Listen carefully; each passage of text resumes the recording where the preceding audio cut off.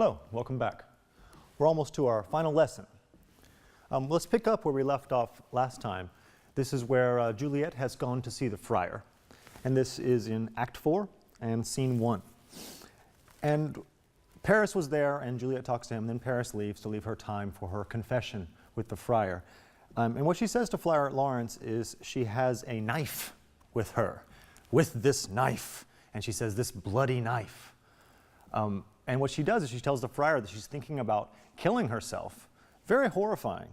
And there's actually some quite spooky imagery that Juliet says to the friar in this scene. She says this, "Oh, bid me leap rather than marry Paris." In other words, I'll jump off a building.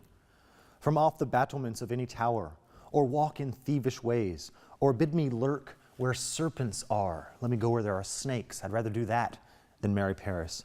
Chain me with roaring bears. Put bears around me to rip me limb from limb. Or covered quite with dead men's rattling bones, reeky shanks, yellow chapless skulls. Or bid me go into a new-made grave and hide me with a dead man in his shroud." It's very scary imagery. To think about images of snakes around her or bears around her or put her in a grave next to a dead man. These are the things she'd rather do. What I like to think about here is we're going back in time to this play in Shakespeare's age, and it's not like today. Today when you watch a movie, they could show all this cool stuff and these great special effects. But what Juliet, or what Shakespeare has to do, is he has to use words to create these images in our mind. I think it's very interesting the difference between that day and today of how do we get the audience to get this sense of the spookiness of what's going on. And it's through this wonderful imagery that Shakespeare uses. Well, Friar Lawrence, he doesn't want Juliet to kill herself. That would not be good. And as a man of religion, he knows that killing oneself is the worst thing you can do. You're destined to go to hell. So what he does instead is he proposes her a plan. And he tells her, I want you to take this vial, this liquid, and when you drink it, it'll put you into the appearance of death. Everyone will think that you're dead. They'll take you down to the tomb. I'll send a letter to Romeo, tell him what happened. He'll come to the tomb, and you two can be together. It's a pretty crazy plan, and I wonder if it goes with Aristotle's idea of the probability of what happens. Would a friar really do this? But we already know that the friar has helped Romeo before, and I believed that. And I know that the friar, he thinks at this point that he's maybe made a mistake, and he's trying to fix it, that virtue misapplied. Anyway, Juliet, she takes the vial, and she's going to follow through with the friar's plan. When we move forward here, this is when the plot begins to speed up. And it's very clear that it's speeding up faster and faster. We see, if we jump ahead to where they're starting to prepare for the wedding for Juliet with Paris. And this is in Scene 4 of Act 1.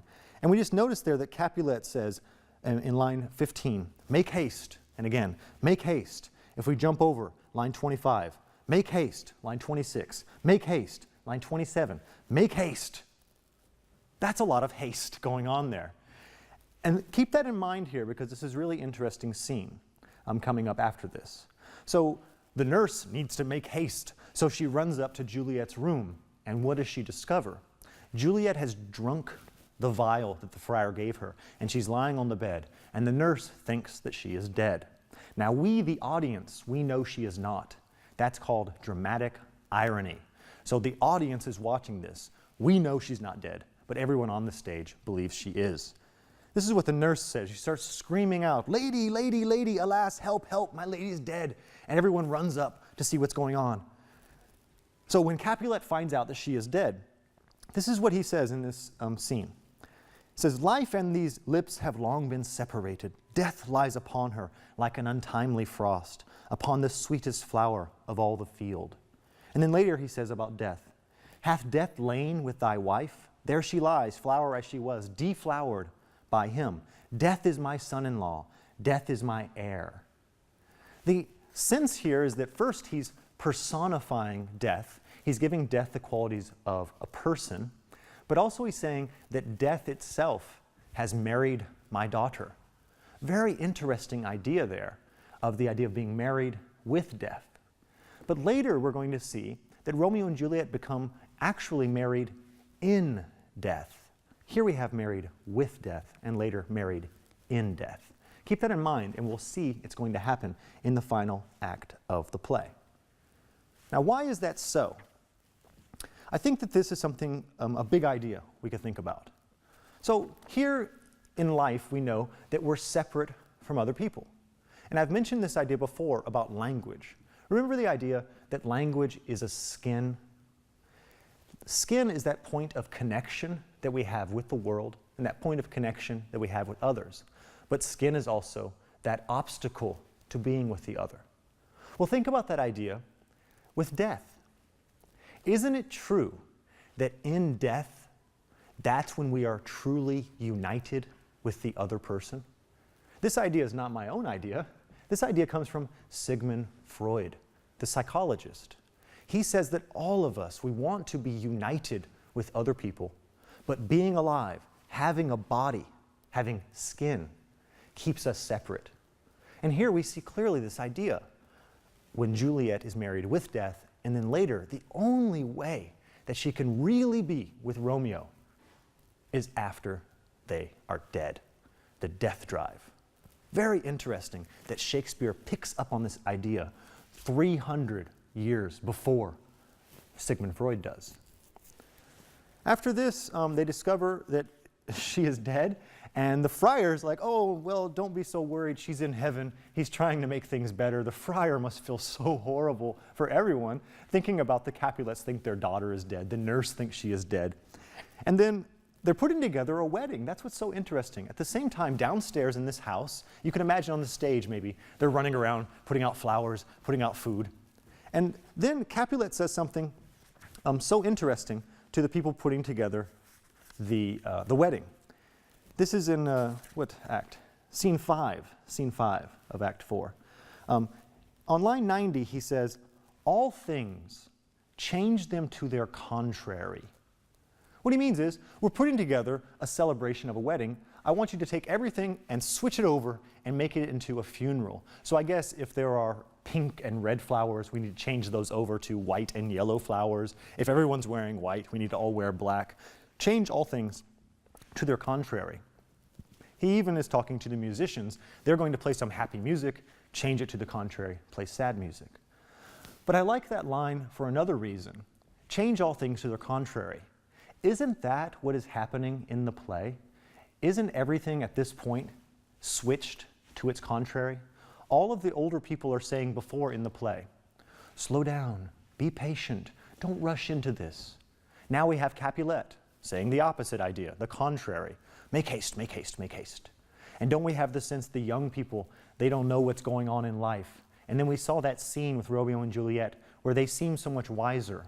And then we saw the Capulets, and they were so hot, getting very angry, wanting to hit his daughter. We're seeing that all things are changing to their contrary. And keep that in mind, because soon Paris will turn into Romeo. He will become his opposite character. And we'll see that in the final act of the play.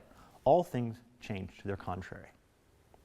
Okay, one thing that I wanted to discuss before we move on to the last act in the next lesson. I've been mentioning that I wanted to talk about some of the comedic characters in the play. Mercutio has some comedic scenes where they're supposed to be funny, you're supposed to laugh at them. The nurse is also a comedic character, we're supposed to laugh at her. Why do we do that in a tragedy? We have a story that's very, very sad. Why are these scenes of comedy put in there at all? Shouldn't the whole play be tragic? We see one of these scenes that's very peculiar at the end of Act 4. Capulet says, change all things to their contrary. Now the musicians, they need to change over and play sad music. And this is what Peter, who is earlier was with the nurse, she comes down to the musicians and he says, musicians, oh musicians, play Heart's Ease. And the musician says, why Heart's Ease? And Peter says, oh musicians, because my heart itself plays, my heart is full. Oh, play me some merry dump to comfort me. And the musician says, not a dump we, 'tis no time to play. You will not then? No. I will then give it to you soundly, I'll hit you. What will you give us? Not money. Then I will give you a slave. And Peter says, I'll fa you, like do, re, mi, the song. Do you note us? And you re us, you fa us, you note us? This is supposed to be a funny scene, but it's really out of place. The capitalists have just found out that their daughter, they think, she's dead. Why this funny scene? I think that there's 2 reasons why this is done, or maybe 3. One's a practical reason. Think that this is being performed on stage. They're about to go to Act 5. They need time to go back behind stage and change their clothes. They need time to change the setting of the scene, put some trees in, whatever, to make it look different. That's kind of a practical reason. Another sort of practical reason is, if you're writing a tragedy, you need to give the audience an emotional break. You can't keep hitting them with horrible, sad scenes of death and tragedy over and over again. You have to pause, let them laugh a little, change up their emotions, and prepare them for the next tragedy that comes about. Another reason for this, I think, is that it adds to the sense of realism in the play. Remember, tragedies are supposed to be real. If they don't seem real, they don't strike us as tragic.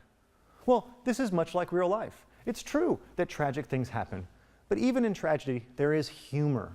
There are people who don't care, or don't know, and that can add to the tragic element in a way by making it more realistic. Okay, let's pause there for now, and the next lesson, we'll talk about the last act.